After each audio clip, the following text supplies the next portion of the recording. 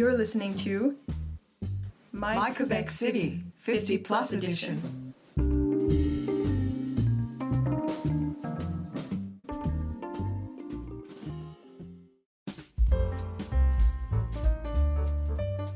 My name is Raphael, and I'm doing a podcast for My Quebec City podcast. Today I was interviewing Mr. Bill Cox, who is very well known for his memoir, Wash Behind Your Ears, Billy, the greatest story ever told about me by me, and has also had multiple careers and multiple jobs during his career.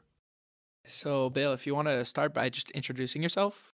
Yeah, my name is Charles William Bill Cox. I'll be 100 years old in 10 years from now. I live in Quebec City. Well, Bill, I'm going to ask you a few questions about you and your life. You've done multiple jobs ranging from banker to a journalist. Which one was your favorite and why? Well, my favorite was with the Canadian Border Security Agency, or Canada Customs, because at last I found security, and also the work was very interesting. I did various positions with customs. Do you have any funny stories or interesting stories from that job you want to tell us about? Well, I wrote an article about 3 legs. When I was working on the night shift, I was alone and it was pretty quiet, but we had what we call a bibito blitz. It's a machine that with a light in the middle and a mesh with electrified around. And the bibits would come and go for the light, but they'll hit the screen and they'll get roasted. And they all fell on the ground. During the night, 3 legs would come with his family, 2 young ones, and they would eat the barbecued flies. That's a very interesting story. You're a writer, obviously. You've wrote for some journals, also wrote some books. One of your best books was a memoir called Wash Behind Your Ears, Billy, the greatest story ever told about me by me. Can you tell us what it is about and what that book means to you? Well, that book is my life story, and my whole story is in there right up to this year. And it starts in March 21st, 1933, when I was born in St. John, New Brunswick. I talk about my careers, my moves, my family, and I think that the book would be interesting in general because young people like you, it can help you to don't make the same errors that I did and set your sights ahead. And graduates, they can probably get the motivation out of it. And in general, people can find it a pretty interesting story. Was there any challenges in learning how to write your memoir when you started it? My memoir, that's recent in the past 2 years, but I started writing. I can tell you about my first novel that I wrote. It was called South to North. I sent a few chapters out to different publishers, and so help me, I could plaster my wall in my little office full of refusal letters and postcards. They just said we're not interested, but a couple said do this and do that. So they gave me about 3 weeks' work more, and they still wouldn't publish it. So that was one experience I recall. It must have been a learning experience, though, for your future books. My motto is winners never quit. So.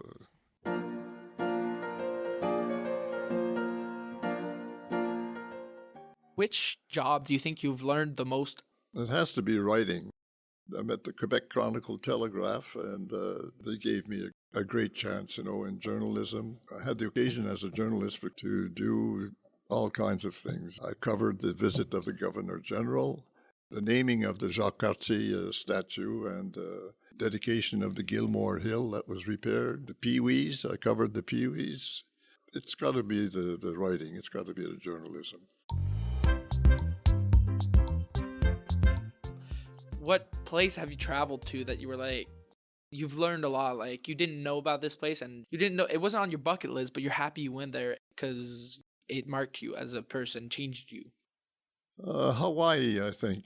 The people there are very friendly, and not just because we're tourists, they're very naturally friendly people. One incident, I was going to the golf course one day, took a taxi to go there. It was a rush hour at noon, at noontime. and it was going slow. I said, how come nobody honks their horn, you know? Where I come from, everyone would be beeping their horn to try to get through, you know. And he told me something which really remarkable. He says, here in Hawaii, we hang loose. So I like to do that sometimes, just hang loose.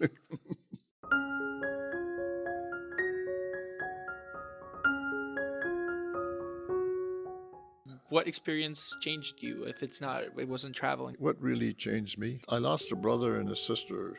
There was a period of time where they had sickness and in the family, and we were dropping, you know, one by one.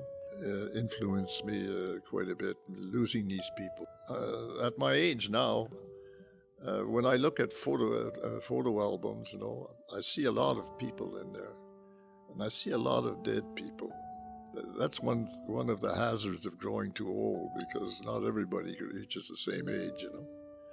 So I have very good friends. When I look at my photos, I wish they were here so I could talk with them again, you know, exchange, you know, the good times we had together. If you had your younger self in front of you, would you give him any advice for the future, or would you just let your life span out how it was? No, advice would be do what pleases you and do it well. Try to be the best you can in the line you choose, you know. Before I end off, is there anything that you haven't said that you really wanted to say today to me or the audience? I'd like to say that bravo to the English population in Quebec, because since I've been in Quebec City, I became a member of the English family, if you want to call it that. And it's extremely interesting to see what's being done. Not just the newspaper, but also the Voice of English-Québec, the groups and the fraternity. I'm very pleased to be part of that. This is the end of the podcast. Thank you for listening to our podcast. Me and Bill had a great time, and we hope you had a great time listening to us.